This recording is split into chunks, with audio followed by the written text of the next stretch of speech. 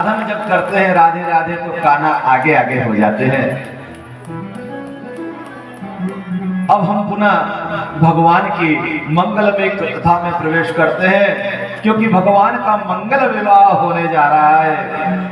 यहाँ संपूर्ण देवता विचार करते हैं कि भगवान शिव विरक्त और वैराग्य की अवस्था में निवास कर रहे हैं।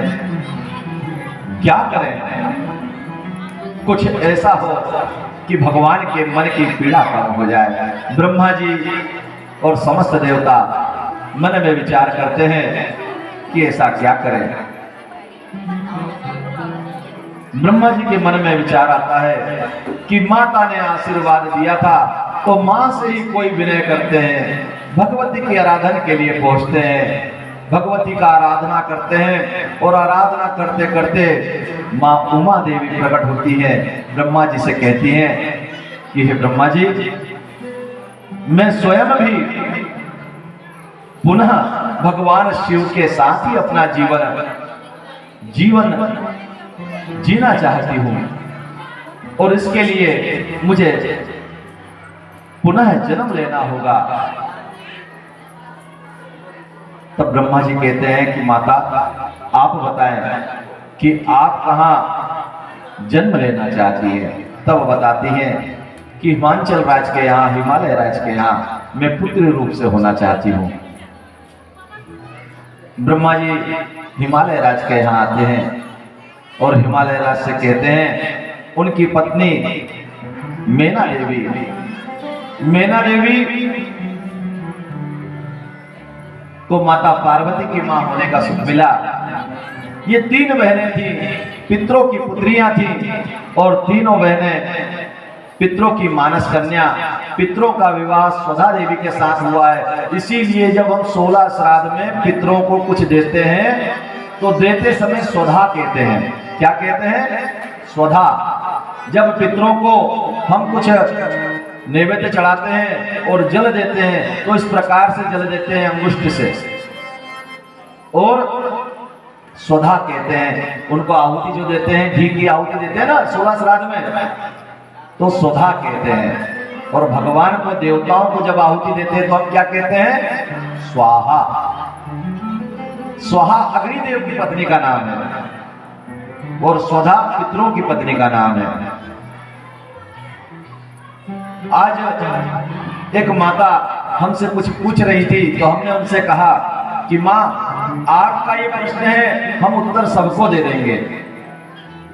उन माता का प्रश्न था कि अगर किसी व्यक्ति की कोई मन्नत हो और वो पूरी ना की जा सकी हो और याद भी ना हो कि वो मन्नत पूरी कैसे करना है, जिस व्यक्ति ने मन्नत ली थी वो व्यक्ति संसार में ना हो, लेकिन जिस व्यक्ति के लिए ली थी वो व्यक्ति अगर दुख पा रहा है तो किस प्रकार से वो मन्नत को हम पूरी करें। तो आपने भगवान सत्यनारायण की कथा सुनी? भगवान सत्यनारायण की कथा क्यों करते हैं, कभी विचार करा? कभी किन्हीं ब्राह्मण देवता ने बताया कि सत्यनारायण की कथा क्यों की जाती है, जबकि हमारे पूर्वजों ने उसको जीवन में उतार दिया है कि कोई भी शुभ काम करो तो सत्यनारायण की कथा आवश्यक रूप से करते हैं। बच्चों का विवाह हो तो पहले कथा करते हैं, विवाह होने के बाद कथा करते हैं, घर का प्रवेश हो तो कथा करते हैं, कहीं कोई नया कर्म करते हैं तो कथा करते हैं, बच्चा घर में आता है, मुंडन होता है तो संस्कार के रूप में कथा होती है, नए घर में प्रवेश होता है तो कथा होती है। लेकिन कभी विचार करा कि कथा करते क्यों हैं? भगवान श्री हरि सर्वदेवमय है। आपने कहीं कोई मन्नत मांग रखी हो, कहीं किसी को कोई वचन दे रखा हो तो उस वचन को आपने विसार दिया, भूल गए। जब आप उसको भूल गए तो जिस देव के निमित्त आपने वो मन्नत मांगी थी, वो प्रतिज्ञा की थी, वचन दिया था, अब वो देव आपसे अपेक्षा रखते हैं कि आप जो आपने वचन दिया था उसे पूरा करें। लेकिन हम वो बात भूल चुके हैं। जब हम भूल चुके हैं हमें पता ही नहीं कि हमने कौन सी मन्नत बोल रखी थी, किसी देवता को बोल रखी थी, क्योंकि जब आदमी परेशान होता है ना तो जहां से निकलता वहीं पर बोलते चला जाता, प्रभु मैं ऐसा करूंगा, नारियल चढ़ाऊंगा, प्रभु दर्शन के लिए आऊंगा, प्रभु ये पूजा कराऊंगा, प्रभु ये पाठ कराऊंगा। लेकिन अगर परेशान अवस्था में तो बोल दिया, जब हमारा कार्य हो गया या उस परेशानी से बाहर आ गए तो हमको याद नहीं, तो फिर क्या करें? तो उसके लिए हमारे ऋषियों ने परंपरा बनाई कि आप झूठे नहीं हो, इसलिए आप भगवान सत्यदेव की कथा करा लें, सत्यनारायण की कथा करा ले। और ये तो मास ऐसा चल रहा है कि इसमें किसी भी दिन आप कथा करा सकते हैं। अगर आपने कोई मन्नत करी है, आपके कार्यों में बार बार विघ्न आ रहा है, आपके बने बनाए कार्य मुंह पे आके रुक जाते हैं, आपके घर में कोई अच्छा कार्य करने का सोचते हैं और वो रुक जाता है, आपके घर जब भी कोई अच्छे कार्य के लिए आप धन व्यवस्था इकट्ठी करते हैं, कोई दूसरे चीजों में लग जाता है वो धन, तो आप ये मान के चले कि किसी ना किसी प्रकार की टोक लगी हुई है, किसी ना किसी प्रकार की आड़ लगी हुई है। तो आप अपने घर में भगवान सत्यनारायण की कथा करवा लें। भगवान सत्यनारायण सर्वदेवमय है और उनकी पूजा से जिस किसी देवता की आपने मन्नत मांगी थी वो पूरी हो जाएगी। सत्यनारायण की कथा आपकी समस्त मन्नतों को पूरी करने वाली हो जाएगी, क्योंकि आप भूल गए हो।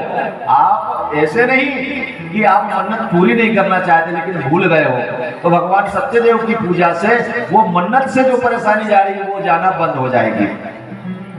तो एक कार्य तो ये हो गया कि आप कुछ बात भूल जाते हैं भगवान से कहकर, तो सत्यनारायण की कथा कर लें। और कई माताएं तो ऐसी हैं जो प्रति पूर्णिमा को अपने घर में भगवान सत्यदेव की कथा करती हैं। क्या करना है? थोड़ा सा आटे का प्रसाद बनाना है, कुछ फूल आदि लाना है, भगवान के सामने घी का दीपक लगाना है, श्री सत्यदेव की मूर्ति के सामने पूरी पोथी पढ़ देना है। आपको इतना कर लेने से पूर्णिमा के दिन आपके ऊपर देवताओं की कृपा बरसती है, और अमावस्या के दिन जब आप स्नान आदि के लिए जाते हो तो आपके ऊपर पितरों की कृपा बरसती है। आपके पूजन स्थान में अगर आपकी कुलदेवी आपको पता नहीं है, क्यों? क्योंकि आप एक बात जान ले कि आप आज जिस देवता की पूजा कर रहे हैं वो जरूरी नहीं कि आपके कुल ने भी वही पूजा करी हो। आपके कुल में एक पूजा हमेशा होती चली आ रही है, वो है आपकी कुल देवी की, जो आपकी सास ने भी करी, उनकी सास ने भी करी होगी और उनकी सास ने भी करी होगी कुल देवी की पूजा। लेकिन आपको मालूम नहीं कि आपकी कुल देवी कैसी है, कैसी दिखती है। जो स्थान था वहां से आप दूर हो गए, आपने उनकी कोई मूर्ति पूजा रखी नहीं है, तो आपके घर अगर कुल देवी आते हैं या कोई देव शक्तियां आती है तो आपके घर में जब अपना स्थान नहीं पाती हैं, स्थान के देवता आते हैं वो अपना स्थान नहीं देखते तो क्रोधित होते हैं। तो उनके क्रोध से बचने के लिए क्या करना? एक आईना, छोटा सा आईना जो सुहाग खोले में चढ़ता ना, छोटा सा आईना, वो आईने को आप अपने पूजा स्थान में रखें, उसमें अपना चेहरा ना देखें। उस आईने को रोज साफ करके जहां पर आप भगवान रखते हैं वहीं लाइन में आप रख दीजिए। जो भी देव शक्तियां उस स्थान पर आएगी, आईने में अपना प्रतिबिंब देखकर अपना स्थान मान करके आपको आशीष देकर जाएगी। तो अपने पूजा स्थान में आप आईना रखा करें।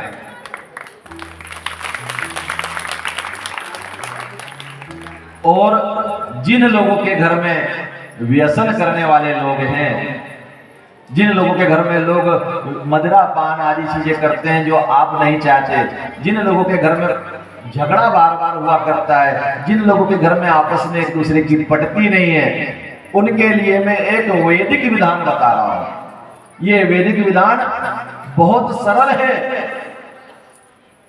इस वैदिक विधान को आप करें, कुल 40 रोज करके देखें, लेकिन 40 ही रोज नहीं करना, आपको तो पूरे जीवन भर खुश और प्रसन्न रहना है, तो आपको हमेशा करते रहना है। लेकिन 40 रोज करके देखें, आपको प्रभाव दिखने लगेगा। ये वैदिक विधान क्या है? घर में इतना सा एक मट्टी का कटोरा ले लें, मट्टी के कटोरे में थोड़ा सा गाय का जो उखला आता है उसको गर्म कर ले, गैस पे ही जला ले या यूं जला ले कपूर रख करके। जब आप भोजन बनाते हैं तो भोजन बनाते समय आप एक रोटी के 4 टुकड़े करें। उसमें से एक टुकड़ा ले लें, उस टुकड़े को मिसलें, थोड़ा सा गुड़ उसमें डालें, आधी चम्मच घी डालें, 5 छोटी छोटी गोली बना लें, 5 गोली बस छोटी छोटी। और भगवान का नाम लेके अगर आप लोगों को गायत्री मंत्र आता है तो सर्वश्रेष्ठ है।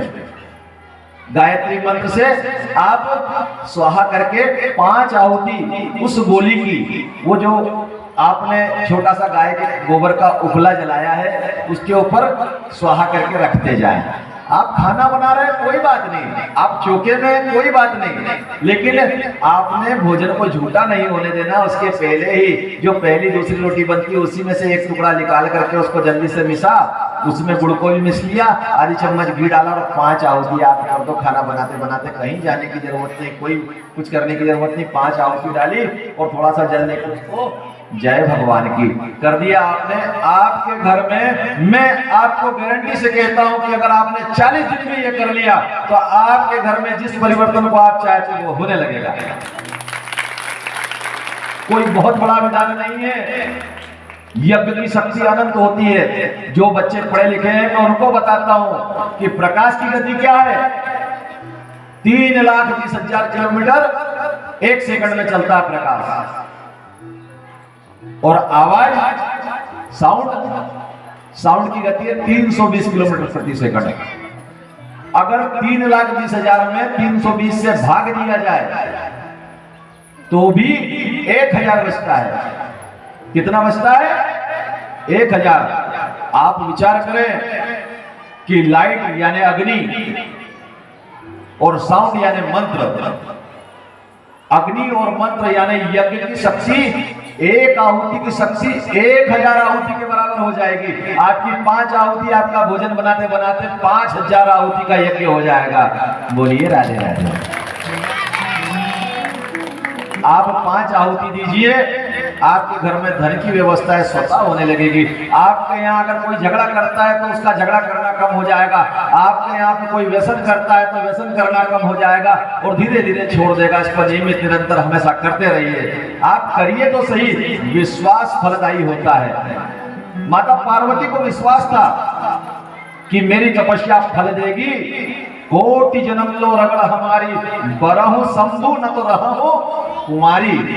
या तो शिव के साथ विवाह करूंगी नहीं तो कुमारी रह जाऊंगी, ऐसा विश्वास होना चाहिए। अगर आप विश्वास के साथ 5 आहुति का यज्ञ करेंगे, इसको कहते हैं, वेदों में कहा गया है, इसकी वर्णन आया, बलिवेश्वर यज्ञ कहा गया है। कौन सा यज्ञ कहा गया है? बलिवेश्वर यज्ञ।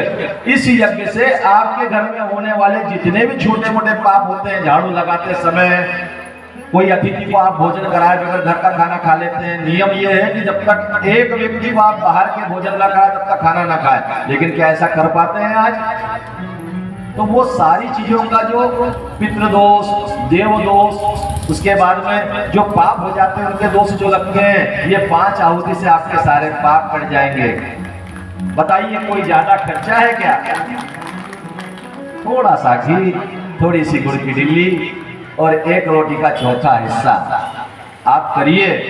करेंगे तो आप खुद कहेंगे कि आपने शिव पुराण की कथा में एक संकल्प लिया था, वो संकल्प फलदायी हो रहा है। कल मैंने आपसे कहा था संकल्प की शक्ति, सबकी उंगलियां बराबर तो हो गई, किसी की बड़ी तो नहीं है। अब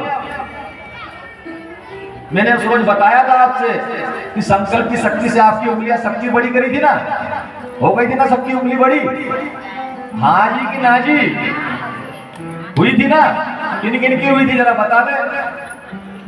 बस इतने ही लोग आए थे कैसे? इतने लोगों की उंगलियां बड़ी हो गई थी। जब उंगली बड़ी हो सकती है आपके संकल्प से, तो आपके संकल्प से आपका परिवार जैसा चाहो वैसा भी हो सकता है। जैसा चाहोगे वैसा हो जाएगा। हम अपनी सृष्टि के निर्माता स्वयं हैं, अपने घर परिवार के ब्रह्मा आप लोग स्वयं बैठे हुए हो।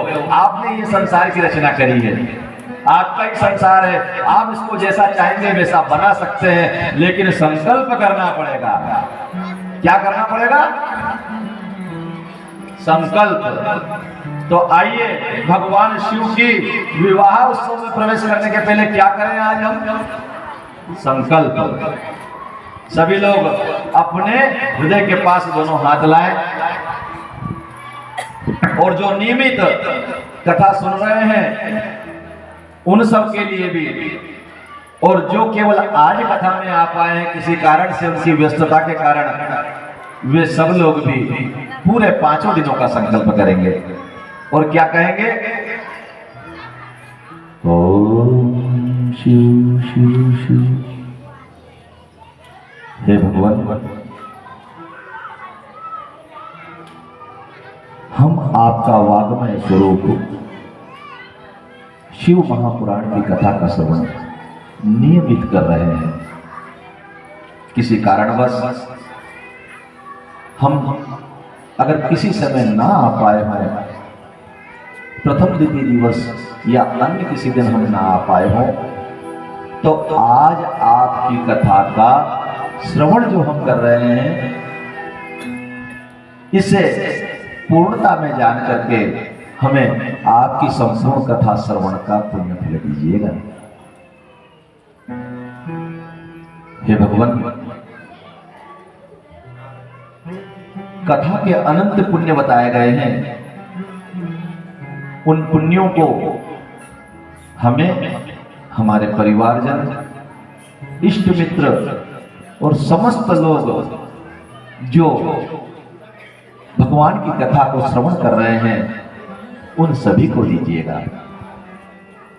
यश, कीर्ति, धन, स्वास्थ्य, आरोग्य, वैभव,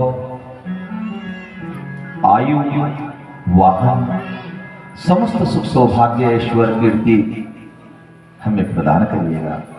हे भगवान, हमारे पूरे परिवार को स्वस्थ रखिएगा, हमारा जीवन मंगलमय करिएगा, हमें दीर्घजीवी जीवन दीजिएगा, और इन सब से भी अति आवश्यक आपकी भक्ति, आपका प्रेम, आपकी कृपा और आपका अनुग्रह हम पर हमेशा रखिएगा।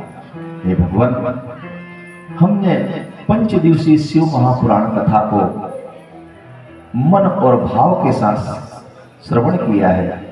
हे भगवान, हम आपके बालक हैं, किसी प्रकार की कोई त्रुटि होती हो, कोई शिव अपराध हो गया हो, हमने आपकी कथा में हास्य विलास कर लिया हो, किसी प्रकार का कोई भी हमसे ऐसा अपराध हो गया हो जो नहीं होना चाहिए था, तो प्रभु आपकी कृपा से हमें क्षमा प्राप्त हो।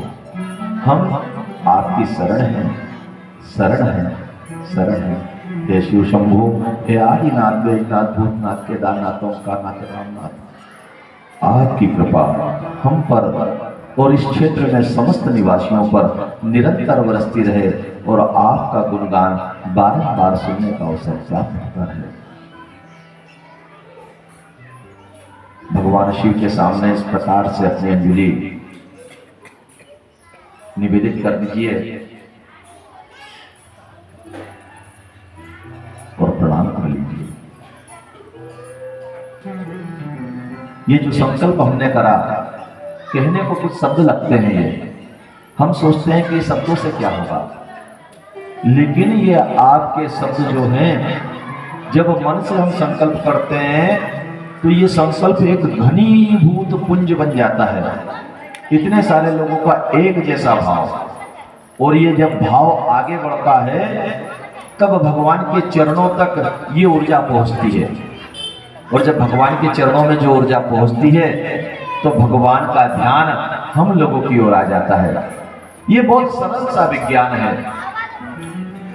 भगवान शिव की ये महान कथा हमारे पुण्यों को अनंत गुना बढ़ाने वाली है। इस कथा में पितरों की जो 3 पुत्रियां थी, जिनका नाम मैना, धन्या और कलावती, इन 3 पुत्रियों को 3 देवियों की माता होने का सौभाग्य मिला। मैना पार्वती जी की माता हुई, सुनैना सीता जी की माता हुई, और कलावती श्री राधा जी की माता हुई। हम महारानी मैना की कथा और हिमवान की कथा में प्रवेश कर रहे हैं। हिमवान के साथ में मैना जी का विवाह हुआ। और हिमालय राज को जब ब्रह्मा जी ने कहा कि आपके घर भगवती उमा अंबिका पुत्री के रूप में आएंगी, तब उन्होंने भगवती की साधना आरंभ करी, भगवती का भजन आरंभ करा। और भगवती का भजन करते करते वे भगवती में लीन हो गए। माता की कृपा हुई उन पर, और उस कृपा का फल ये हुआ कि माता ने उन्हें आशीर्वाद दिया कि मैं तुम्हारे यहाँ पुत्री रूप में आऊंगी। लेकिन महारानी मैना जो भगवती की उपासना घर में कर रही थी, उसको आशीष देने के लिए मां स्वयं घर में आई। और जब घर में आई तो महारानी मैना ने उनसे वरदान मांगा कि हे माता, मुझे 100 पुत्र दीजिए। मां कहती है कि मैं कन्या रूप में तुम्हारे घर आऊंगी, लेकिन महारानी क्या कहती है कि मुझे 100 पुत्र भी चाहिए। उन पुत्रों के बाद आप मेरे यहाँ पुत्री रूप में आइएगा। तो मां ने कहा कि तुम्हें 100 पुत्र तो होंगे, लेकिन मैं एक पुत्र तुम्हें बड़ा यशस्वी दूंगी। तो उनके यहाँ प्रथम पुत्र हुआ मेनाक। नाम सुना होगा आपने मेनाक पर्वत का। सुंदरकांड हम पढ़ते थे, मेनाक होय शिकारी। सुंदरकांड में श्री हनुमान जी जब समुद्र लांघने जाते हैं तो बीच में हनुमान जी के विश्राम के लिए वो पर्वत जो आया है वो मेनाक पर्वत है। और वो पर्वत कैसा है? स्वर्ण का पर्वत है। वो पार्वती जी का भाई है, बड़ा भाई। मेनाक पर्वत समुद्र में मित्रता करके उनके साथ रहने लगा, क्योंकि क्या हुआ कि पर्वतों के पंख हुआ करते थे, ऐसा ग्रंथों में है। तो पर्वत अपने वजन से वजनदार होते थे और पंख से यहाँ वहां उड़ते थे, और कहीं भी जैसे लड़पन लोग बैठे तो आके पर्वत गिर पड़े, और पर्वत गिरे तो नीचे लोग। अब आप सोचो कि इतना बड़ा पहाड़ होकर जा रहा है, पर्वत, और पर्वत की नजर पड़ी, पर्वत धड़ाम, तो नीचे के लोग। तब ब्रह्मा जी ने कहा कि ये पर्वत से जन की हानि होती है, हे इंद्र तुम इनके पंखों को काट दो। जब उनके पंखों को काट दिया गया तो पर्वत वहां से तब से जिस जगह पे थे वहीं पर रहने लगे। तो मेनाक पर्वत को पता चला तो वो उड़ते हुए सीधे समुद्र गया, और समुद्र में जाकर के समुद्र से मित्रता होने के कारण वहां पे रहने लगा। तो केवल एकमात्र पर्वत है जिसके पंख हैं, और वो पर्वत काय का है? सोने का। और सोने के पंख तो सबको मालूम है कितने महंगे होंगे, वो स्वर्ण पर्वत है। मेनाक पर्वत के बाद पुत्र हुए, और फिर भगवती का हिमालय राज के आंगन में आना हुआ। हिमालय राज उनकी महिमा को गाते हैं। वेदों ने तेरी जो महिमा कही है, वेदों